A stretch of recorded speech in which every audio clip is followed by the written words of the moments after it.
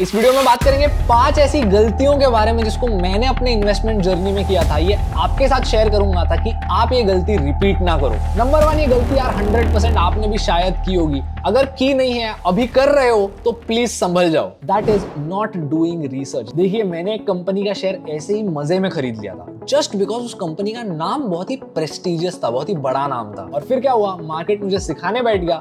Market ने उस share को 20% नीचे डाल दिया। जब मैंने अपने 1000 रुपए को 800 रुपए पर होते देखा, तब मेरा दिमाग खराब हो गया। मैंने बोला कि नहीं यार, इस शेयर से तो निकलना ही पड़ेगा। मैं वहां से निकला। एक हफ्ते बाद वो शेयर ऑलमोस्ट 10% से ऊपर चला गया और मैं खुश हो गया। यार शायद इस शेयर को वापस खरीदने का टाइम आ गया है। मैंने उस शेयर को खरीदा।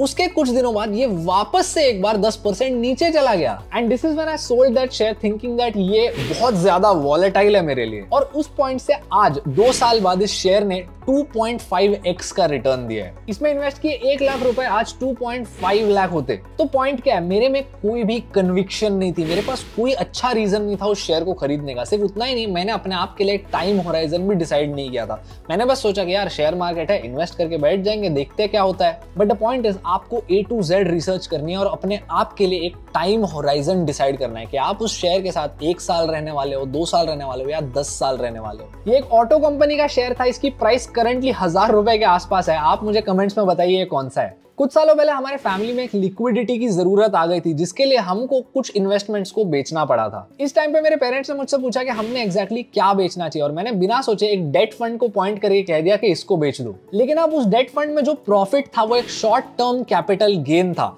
इंडिया में डेट फंड्स के शॉर्ट टर्म कैपिटल गेन को आपके इनकम टैक्स रेट पर टैक्स किया जाता है। On the other hand, debt fund के लॉन्ग टर्म कैपिटल गेन्स को एक लोअर टैक्स रेट पर टैक्स किया जाता है। उतना ही नहीं, अगर एक इक्विटी म्यूचुअल फंड है जो स्टॉक्स में इन्वेस्ट करती है, उसका टैक्स रेट और भी ज्यादा फेवरेबल होता है शॉर्ट टर्म और लॉन्ग टर्म में। एनीवे, टैक्सेस में इन डेप्थ नहीं जाएंगे, उसके लिए मैं एक सेपरेट वीडियो बनाऊंगा। लेकिन पॉइंट ये था कि जिस फंड को मेरे पेरेंट्स ने बेचा, उस पर हाईएस्ट टैक्सेस लग रहे थे एट दैट पॉइंट। आपको ये समझना बहुत जरूरी है कि आपने जिस भी जगह पर इन्वेस्ट किया है, वहां पर टैक्स इंप्लीकेशंस क्या होते हैं। कल को अगर आपको उस इन्वेस्टमेंट से बाहर निकलना है, तो जो भी पैसा आप वहां पर कमाते हो, इसको गवर्नमेंट कैसे टैक्स करेगी। क्योंकि देखिए, भारत का जो टैक्स लॉ है वो पूरे एशिया में रखे सेकेंड मोस्ट कॉम्प्लेक्स है। तो अगर आप यहाँ पर गलती कर देते हो, तो आपके ही जेब से ज्यादा पैसे जाने वाले हैं गवर्नमेंट के पास। Number 3, talking to many people. मुझे एक म्यूचुअल फंड या शेयर पसंद आया। मैंने 10 लोगों से जाके बात कर ली कि इसमें अपने पैसे इन्वेस्ट करने चाहिए या नहीं। एंड ऑब्वियसली 10 लोगों में से 5 लोगों के तो एकदम ही कॉन्ट्रास्टिंग ओपिनियन होने वाले हैं। तो इसकी वजह से मैं और ज्यादा कंफ्यूज हो गया। मैंने पॉइंट 1 में जो चीज कही थी, वही यहाँ भी अप्लाई होती है कि यू शुड हैव कन्विक्शन। अगर आपके पास एक इन्वेस्टमेंट में अपने पैसे डालने के लिए अच्छे रीजंस नहीं है, तो आपने उस इन्वेस्टमेंट में पैसे नहीं डालने। क्योंकि कल को अगर मार्केट 40% से क्रैश हो जाता है, तो ये जो रीजन है, जो आपने अपने मन में डिसाइड किया है, ये रीजन इंश्योर करेगा कि आप अपनी इन्वेस्टमेंट को लॉस में ना बेचो। नंबर 4, बिना ध्यान दिए एक्साइटमेंट में चीजें करना। इस चीज को 2 एग्जांपल्स के साथ अलग अलग कंटेक्स्ट में बताता हूँ। सबसे पहला, आप स्टॉक्स खरीदने जाते हो, गलत क्वांटिटी डाल देते हो, गलत ऑर्डर टाइप भर देते हो, या फिर कोई एक ऐसी चीज करते हो जिससे ज्यादा रिस्क ले लेते हो। तो इस सिचुएशन में कुछ भी हो सकता है। और दूसरी एग्जांपल म्यूचुअल फंड्स के कंटेक्स्ट में, जो मैंने खुद ने की थी।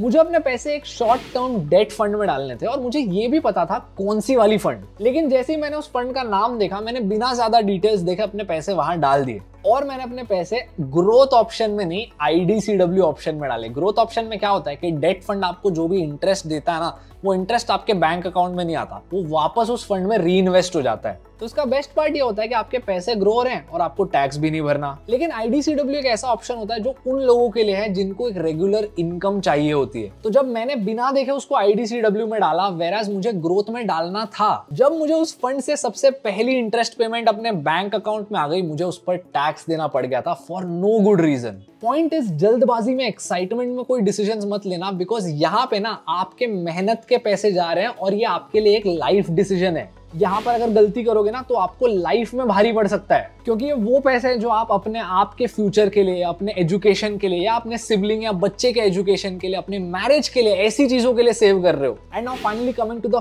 5th mistake, which in my opinion is the worst, the biggest mistake. लेकिन वो आपको बताने से पहले मेरे चैनल को सब्सक्राइब कीजिए, क्योंकि ऐसे ही वैल्यू एडिंग वीडियोस में हफ्ते में 2 बार आपके लिए लेकर आता रहता हूँ, और हर रोज शॉर्ट्स भी। The 5th mistake is buying individual stocks. देखिए, मेरा अभी भी एक पर्सनल स्टॉक पोर्टफोलियो है, लेकिन मैं उसमें और पैसे इन्वेस्ट नहीं करता। I stopped investing in it almost 1 year ago. क्योंकि देखिए, जो सारे प्रोफेशनल म्यूचुअल फंड मैनेजर्स होते हैं ना, जो आपको बोलते हैं कि मैं एक्टिव मैनेजमेंट से आपके लिए अच्छा रिटर्न बना कर दूंगा। एक्टिव मैनेजमेंट मतलब जो निफ्टी है, अगर वो साल का 12% करता है, तो मैं ट्राई कर रहा हूं कि मैं 12% से ज्यादा पैसे कमाऊं। इस चीज को हम अल्फा बोलते हैं। एंड हार्श रियलिटी है कि ओवर अ 5 ईयर पीरियड सारे प्रोफेशनल फंड मैनेजर्स अल्फा नहीं जनरेट कर पाते। बहुत ही कम मैनेजर्स ऐसे होते हैं जो ये चीज कर पाते हैं। और यहां पर भी ये डिटरमाइन करना कि इन मैनेजर्स ने इसको स्किल से किया या लक से किया, ये बहुत मुश्किल होता है। बिकॉज ये जो सारे सक्सेसफुल मैनेजर्स होते हैं ना, उनका भी ट्रैक रिकॉर्ड काफी ऊपर नीचे होता है। कुछ फंड्स में उन्होंने बहुत सक्सेसफुल परफॉर्म किया है, कुछ फंड्स में बिल्कुल नहीं किया है।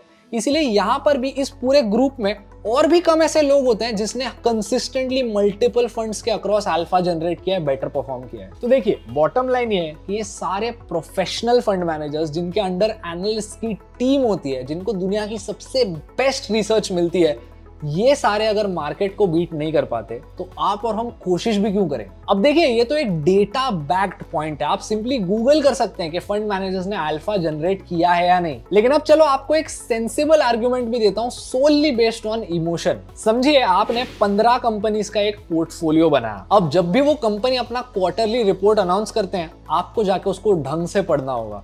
उतना ही नहीं, जब भी वो अपना एनुअल रिपोर्ट अनाउंस करते हैं, जो माइंड यू 100 से ज्यादा पेजेस का होता है, आपको बैठ के हर एक कंपनी के लिए वो पढ़ना होगा। एंड वहां पे आपको डिसाइड करना होगा कि यार, क्या इस कंपनी में इन्वेस्टेड रहना सेंस करता है, क्या इसके कुछ शेयर्स बेच दूं या कुछ और एक्स्ट्रा खरीद लूं। Trust me, it is a full time job. And आपको ओपनली बोल दूंगा, बोर हो जाओगे। And like I said, this is a video about my mistakes. मैं ये गलती कर चुका हूं। मुझे फाइनेंस इतना ज्यादा पसंद है, लेकिन साल में एक बार ही क्यों ना हो, इतनी सारी कंपनीज के एनुअल रिपोर्ट्स पढ़ना और उन पर एक ऑब्जेक्टिव डिसीजन लेना कि यार इस कंपनी में रहना सेंस करता है या नहीं, ये सच में बहुत एग्जॉस्टिंग हो जाता है, थकने हो जाता है यार। सो डज दैट मीन आप इंडिविजुअल स्टॉक से दूर ही रहो? बिल्कुल नहीं। अगर आपको ऐसे एक 5 से 6 कंपनी लगती है कि यार इस कंपनी में ना बहुत अच्छा फ्यूचर है, मतलब इस कंपनी का शेयर होल्डर तो बनना ही बनना है, तो ऐसी कुछ कंपनीज आप खरीद सकते हो, ये आपका चॉइस है। But on a broader level, आपकी पूरी वेल्थ, आपका जो पूरा इक्विटी एक्सपोजर है, इसको इंडिविजुअल स्टॉक्स में रखना, ये इतना सेंसिबल नहीं होता। इनफैक्ट अगर आप तरह तरह के म्यूचुअल फंड्स में इन्वेस्टेड रहोगे तो आपको ग्रोथ का पोटेंशियल भी ज्यादा मिलेगा, गलती का चांस भी कम हो जाएगा और पीस ऑफ माइंड भी होगा। एनीवे, ये तो थे मेरे मिस्टेक्स। आपने ऐसे कौन से मिस्टेक्स किए हैं, कमेंट्स में मुझे बताइए। और ऐसे ही वैल्यू एडिंग वीडियोस के लिए मेरे चैनल को सब्सक्राइब कीजिए। मैं आपको मिलूंगा अगले वीडियो में, तब तक के लिए अपना ख्याल रखना।